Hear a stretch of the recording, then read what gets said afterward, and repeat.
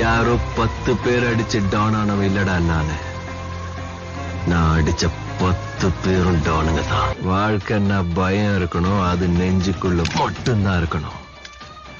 ஆனா அந்த நெஞ்சு நம்மளோட தான் இருக்க கூடாது, நம்மளை எதிர்த்து நிக்கிறவங்களோட தான் இருக்கணும். வளரி அவ்வளவு பெரிய கேங்ஸ்டரா? கேங்க கூட்டிட்டு வரவன் கேங்ஸ்டர், ஒத்தையா வரவன் மான்ஸ்டர். செய்ய போற சம்பவம் இந்த ஏரியால எவ்வளவு செஞ்சிருக்க கூடாது.